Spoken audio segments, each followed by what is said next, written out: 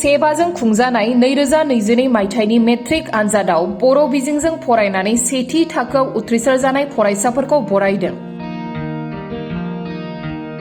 जनाय दख'रा दुलाराय बर' फरायसा आफादा UNB गोजौ फरायसालियाव मोनसे बराय फोरबो खुंफुंनायनि गेजेरजों देग्लायनि मेट्रिक आनजादाव सेथि थाखोआव उथ्रिसार जानो हानाय फरायसाफोरखौ बरायनायजों लोगोसे मान बावदों। दिनैनि बे फरायसाफोरखौ बरायनाय हाबाफारियाव बाहागो लाफैयो खौसेथि बर' सुबुं आफादनि आफादगिरि मनरन्जन बसुमतारी आरो मिरु दुलाराय बर' फरायसा आफादनि सुबुं फोनांजाब नेहाथारि बड'सा ब्रह्म, जनाय दख'रानि सिङाव थानाय गासै माहारियारि आफादफोरनि गासै दैदेनगिरिफोराबो बाहागो लायो।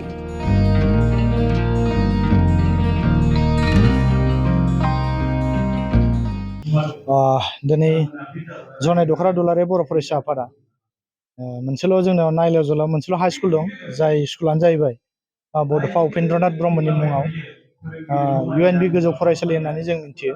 दिनै बे फरायसालिनिफ्राय 11 जन फार्स्ट डिभिजन मोननो हादों आरो 2 स्टार मार्क दङ। बेनिफ्राय 43 जन गासै केन्डिडेट दंमोन, दा बेवहाय सासेल' फेल जादों, बाखि 42आ उथ्रिसार जादों। दा बे गासैखौ लानानै दिनै बे फरायसालियावनो दख'रा आफादा बरायनाय हाबाफारि मोनसे लादों। दा बेवहाय हाबाफारियाव आंखौ आलासि महरै लेंहरदों। बेयाव लेंहरनायाव आं गोजोननाय फोरमायदों बिथांमोननिसिम। जा हाबाफारि लादों बे हाबाफारिया खोब मोजाङैनो जानानै दं आरो सोलिगासिनो दं, हाबाफारिया मोजाङै मोजां। दा बेवहाय फरायसुलिफोरा फिउचाराव माबायदि जानांगौ एबा जोङो फरायनायनिजों लोगोसे जोंनि जिउखौ दानायनि मा बेबस्था दं, आं बेफोरखौ एसे फरायसुलिफोरनि सावरायदों। जों फरायनायखौल' लाङालासिनो जों गेलेनाय, मोसानाय, मेथाइ खननाय, जेरै दा जोंना सोलिगासिनो दं नबजित नार्जारि, दा बिथांमोनबायदि जोङो मोसानायाव जुदि पारफेक्ट जों बयबो साफ्रोमबो स्टुडेन्टआ जुदि जोङो लांनो हायोब्ला, बा जों मेथाइ खननायाव जुदि पारफेक्ट जायोब्ला, बा सोरबा गेलेनायाव जुदि जों मोजां जायोब्ला, जों हलिचरन नार्जारिमोन बायदि जुदि फुटबल गेलेग्रा मोजां जायोब्ला, निस्सय जोंनि जाथियाबो लासैनो दावगालांगोन एबा जौगालांनो हागोन। आं बेखौ फरायसुलिफोरनो खावलायदों। आरो लोगोसे जोङो जाथिखौ जौगानोब्ला एबा जाथिखौ दावगाहोनोब्ला जोङो जेरै जोंनि बड'फा उपेन्द्रनाथ ब्रह्मआ मोनसे सिमां नुनाय बर' हारिखौ मुलुगाव गेरेमसा महर होनो नागिरनाय, दा बैफोरखौ जों जाफुंहोनांगौब्ला जों फारफ्रोमनिफ्राय, बेफारनिफ्राय लानानै गेलेनायनिफ्राय लानानै मेथाइ खननाय गासैबो बिथिंनिफ्राय जों जौगासार जानांगोन। गासैबो बिथिंखौ नोजोर बोनानै दिनै फरायसुलि आरो गारजेन, फोरोंगिरि सारमोन दं, बिथांमोनजोंबो आं माखासे खोथाखौ सावरायनाय जाहैदों। दा बेवहाय दिनैनि थारिखआव एबा 14 जुन, दा बे 14 जुनाव दुलाराय बर' फरायसा आफादा दिनै चिरां जिल्लानि बेंटलाव कमल कुमार ब्रह्म देरहासार बान्था, बर' मिडियामजों फरायनानै जाय बिथांमोनहा हाइस्ट नाम्बार मोनदों, दा बिथांमोनखौ टप 10 बासिनानै जोङो बरायनाय हाबाफारि लागासिनो दं। दिनै बे हाबाफारियाबो चिरां जिल्लानि बेंटल आनसलिकआव सोलिगासिनो दङ। दा बेबायदिनो जोंबो जनाय दख'रायाबो बेबायदि हाबाफारि लादों। हाबाफारियाव दिनै बाहागो लानो मोननानै आंबो गोजोननाय मोनदों। आरो जाय दिनै चिरां जिल्लानि बेंटलाव कमल कुमार ब्रह्म देरहासार बान्था, बर' मिडियामजों फरायनानै जाय बिथांमोनहा हाइस्ट नाम्बार मोनदों, दा बिथांमोनखौ टप 10 बासिनानै जोङो बरायनाय हाबाफारि लागासिनो दं। दिनै बे हाबाफारियाबो चिरां जिल्लानि बेंटल आनसलिकआव सोलिगासिनो दङ। दा बेबायदिनो जोंबो जनाय दख'रायाबो बेबायदि हाबाफारि लादों। हाबाफारियाव दिनै बाहागो लानो मोननानै आंबो गोजोननाय मोनदों। आरो जाय दिनै बर'नि मिडियाम फरायनानै जाय बिथांमोना बर'नि गेजेराव टप 10 जायगा लानो हादों, बिथांमोनसिम साबायखर बावदों। आरो इयुनाव बिथांमोनहा सासे बर'नि सुबुं सम्पद जानो हाथों, आरो साफा हाथरखि अलंबार जानो हाथों, आरो बर' जाथिखौ सिबिलांनो हाथों। आं बिथांमोननिसिम आफा अबं गसाइनि खाथियाव आर'ज गाबबाय, जाहाथे बिथांमोननि लानाय थांखि एबा फिउचारा गोजों जाथों, आं बेखौ हास्थायबाय। बे समाव जिहेतु जोङो जोंनि बर'आसो बर' बिजोंखौ माखासे बेनो खोब गोजोनथाव। दिनै जोङो बर' रावखौ लानानै गोग्गानाय दं। जिहेथु जों गुबुन हारियाबो जुदि जोंनि बर' रावखौ फरायनानै फार्स्ट डिभिजन जानो हायो एबा मोजां गोजौ थाखोआव जुदि उथ्रिसार जानो हायोब्ला, जोङो बर'खौ नेवसिनांगौनि खुनु खोथा गैया। जों बर' फरायनानैनो जोङो मोजां साख्रियावबो लानो हागोन। दिनै बर' फरायनानैनो जोङो IAS, UPSC, APSC आनजादफोर लिरनो हानाय सुबिदा दं। जोंनियाव माखासे सुबुंफ्रा बिदिनो माखासे मा होनो बेखौ गोथे फोथायनाय दं। माने जोङो बर' फरायब्लालायनो माने मोजां मोजां साख्रिखौ लानो हानाय जाया। इंराजि मिडियाम फरायबासो मोजां साख्रि लानो हायो, आसामिस मिडियाम फरायबासो मोजां साख्रि लानो हायो। बेफोरबायदि जोंनियाव माखासे साननाय हनाय दं आरो बेबायदिनो जोंनाव माखासे जाय बिथांमोना गोरों गोरा बिथांमोन दं, इन्टेलेक्सुयेलफोर आं बिथांमोनखौ बुंगोन, माने जाय बिथांमोना गावनि गथ' गथायफोरखौ दिनै बर' बिजोङाव फोरोङाखै, दा बिथांमोनखौबो आं बे समाव खावलायनो लुबैगोन, जिहेथु जों बर' बिजोंखौ जुदि फोथांनानै लाखिनांगौब्ला जों खुगायावल' माने लेक्सार होबाय थानानै जेबो लाब जानाय नङा। नोंथांनि जुदि गथ' गथायखौबो जुदि बर' बिजोङाव फोरोंनानै जुदि जोङो बर' बिजोंखौ फोथांनानै लाखिनांगोन। दा बे समाव आं गासैबो बिथांमोनखौ खावलायदों, इन्टेलेक्सुयेल बिथांमोनखौ, जाय बिथांमोनहा बर' बिजोङाव फोरोङाखै बिथांमोनहा बर' बिजोङाव फोरोंनांगौ आरो दिनै इंराजि मिडियामाव फोरोंगासिनो दंब्लाबो लाबोनानै बर' बिजोंखौ फोरोंनांगौ, बेखौ खावलायबाय।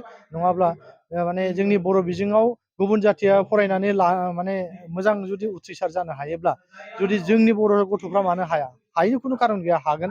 दा बेनिखायनो आं बेखौ खावलायदों जोंनि गुबुन गुबुन माहारि आफादफ्राव थानाय आरो गुबुन गुबुन साख्रि आवला मावनानै थानाय बिथांमोनहा जाहाथे इंराजि मिडियामखौल' नोजोर बोआलासिनो जोंनि बर' मिडियामखौ जौगाहोनांगौ, फोथांनांगौनि सार्थआव, जाथिखौ जौगाहोनांगौनि सार्थआव बर' दिनै जिहेथु दुलाराय बर' फरायसा आफाद जनाय दख'रानि दैदेननायाव जोंनि जनाय ओनसोलनि नायल' जाल' सुबुं सम्पद दाग्रा मोनसे फरायसालि, बे फरायसालियाव आंखौ आलासि महरै लिंहरनायाव आङो हांख्रायगिरि, बिसेसके दुलाराय बर' फरायसा आफादनि दैदेनगिरिफोरनिसिम आंनि गोसो गोरबोनिफ्राय गाहाम हामलायनायखौ बावदों। लोगोसे आं बे हाबाफारियाव फैनानै खोब गोजोननाय मोनदों। आरो जिहेथु जोंनि बे जनायनि नायल' जाल' गंसेल' गोजौ फरायसालि, उपेन्द्रनाथ ब्रह्म गोजौ फरायसालि, बे फरायसालिनि जिथु रिजाल्ट, बे रिजाल्टआ गोबाव बोसोरनिफ्रायनो खोब मोजां रिजाल्ट खालामबोबाय थादों। गोलाव समनिफ्रायनो गोबां फार्स्ट डिभिजन ओंखारबाय थादों। थिग बिदिनो बेखौ लाखिनानै देग्लायबो 11 जन फार्स्ट डिभिजन, बेनि मादाव 2 स्टार मार्क मोननानै पास जादों आरो 25 जना सेकेन्ड डिभिजन आरो 3 थार्ड डिभिजन आरो सासेल' फरायसाया बे फरायसालिनिफ्राय फेल जादों। आं बेखायनो खावलायदों, जिहेथु जोङो जोंनि फरायसाफोरखौ साफ्रोमखौबो सुबुं सम्पद हिसाबै जाजानो लुगैयो। दिनै बे फरायसालिया फरायसालिनिफ्राय बारग'लांनानै जिहेथु गोजौ फरायसालियाव फरायहैसिगोन, दा बिथांमोनखौ जोंनि दुलाराय बर' फरायसा आफादनि सुबुं फोनांजाब नेहाथारि बड'सा फंबायाबो गोबां बोसोन होबाय, जोंबो बुंबाय। आरो बेजों लोगोसे जों आसा खालामो जोंनि जिहेथु बर' मिडियामनिफोरनि अबस्था, बेफोर दा खोब दुखु गोनां। आरो जिहेथु जोंनि बर' मिडियाम फरायसालिफ्राव राव रोङि, बर' राव रोङि, गुबुन जाथियानो जाथों बर' राव रोङोब्ला जोंहा बुंनांगौ गैया, खिन्थु बर' राव रोङि गोबां फरायसाफोरखौ जोंनि हाइ स्कुल होन, गेजेर फरायसालि होन, एलपि स्कुलफ्राव थिसननायखौ जोङो सोंखारिबाय थादों। बिथांमोना रस्टारखौ दहायनानै बिदि होबाय थादों। दा बिदियाव जोंनि जिবিলাক सोलोंथाइनि जिथु आबहावा, बे आबहावाया एसेबाबो गिज्रा जादों। जाहाथे गिज्रा जाहोआ, बे जोंनि इउएनबि फरायसालियाव जों बेखौ आसा खालामदों। आरो जों बेखौ खावलायबावगोन मोनसे सरकारनिसिम, जोंनि बर' फरायसालिफोरनि जिथु मार्जार सिस्टेम, बेखौ बन्द' खालामनांगौ। जिथु रस्टार सिस्टेम, बेखौ बन्द' खालामनांगौ। आरो जोंनि गोजौ कलेजफ्राव जेब्ला एपइन्टमेन्ट होनो गोनां बर' फोरोंगिरिफोर दं, बेफोरखौ थारमाने थाबैनो एपइन्टमेन्ट होनांगौ, जों बेखौ सरकारखौ नारसिनदों। आरो जोङो दाख्लै बावैसो जिथु सुरजित नार्जारि, जोंनि फार्स्ट मुंख्लं, बे मुंख्लं हाबाफारियाव जोंबो खौसेथि दुलाराय बर' फरायसा आफादनि बानजायनायाव जों बर' थुनलाइ आफाद, खौसेथि बर' सुबुं आफाद, जों जयै सावरायलायनानै मोनसे थिरांथा लादों, बेखौ थाबैनो सुस्रांनांगौ।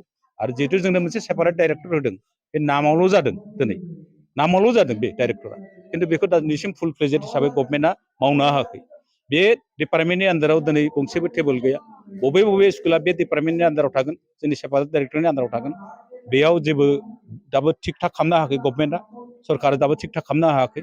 आरो बे डिपार्टमेन्टनि मुङाव थोजासे तारमाने जिবিলাক स्टाफ नांगौ, थोजासे स्टाफ गैया। बे माबानि सेपारेट डाइरेक्टरनि उनाव गारि गंसे गैया। बेफोरखौ थारमाने थाबैनो मावफुंनानै जोंनि बर' मिडियामफोरनि जिथु समस्याफोर दं, बेखौ थाबै फोजोबनो थाखाय जों खौसेथि बर' सुबुं आफादनिफ्रायबो सरकारखौ नारसिनबाय थादों। सासे फरायसाया मा थांखिखौ लानानै बा मा आयदाखौ लानानै फरायबा साबसिन जायो, आं बेखौ थोंजोङै बुंनो थाङा। थारमाने गथ' गथायखौ थारमाने प्रेसाराइज खालामनो मोना। मा आयदायाव फरायो, फरायनांगौ नामा what do you want to be but be its best नों मा जानो लुगैदों जा खिन्थु बयनिफ्राय साबसिन जाबानो जाबाय दं नों आर्ट्सआव फराय आर्ट्सआव बयनिफ्राय साबसिन फराय साइन्सआव फरायनो लुगैदों साइन्सआव नों साबसिन फरायबानो जाबाय नोङो गेलेनानै मोजां मोनो साबसिन गेलेना खोन्थाबानो जाबाय थारमाने दानि जुगा साबसिनखौसो बाख्नायो थारमाने साबसिनखौसो नाजावो गतिके साबसिन जिखुनु आयदायाव दा फरायथों जोंना खावलायनाया बेनो जे बयनिफ्राय साबसिनखौ फरायनांगौ साबसिन मोजांसिन जिखुनु आयदायावनो मोजांसिन फरायनांगौ होननानै आं बेखौसो खावलायगोन दा हिनजावसा हौवासानि मादाव तुलनामूलक भाबै एसे रेसिय'खौ जोंबो नुबाय थादों जिखुनु कम्पिटिटिभ एग्जामफ्रावबो मेक्सिमाम हिनजावसाफ्रा एसे बांद्राय उथ्रिनायखौ नुदों बा जिखुनु रिजाल्टनि खेथ्रआवबो माबानायखौ नुदों खिन्थु नैबे माबाखौ नायबा रेसिय'खौ नायबा खोब बारा नङा खिन्थु गेजेर गेजेर बिदि जायो खिन्थु जिहेथु सरकारानो मोनसे पदक्षेप लादों बेटि बाचाव बेटि पढ़ाव हयथ' बे प्रभाबा गोलैदों खोमा नङा होमबा जोंबो खावलायदों थारमाने जोंनिया हिनजावसाफ्रा बांद्राय गोरों गोरा ओंखारबोनाया जोंनि समाज दानायाव साबसिन जागोन थारमाने आं मोनसे मोनदों थारमाने आरो रेसिय'आ एसे बारायबोदों आरो गतिके बेखौ नुयोबा हौवासाफ्रा मोनसे समाव आरो आवगायलायगोन बारायगोन बे उन सिगाङा जालायबाय थागोन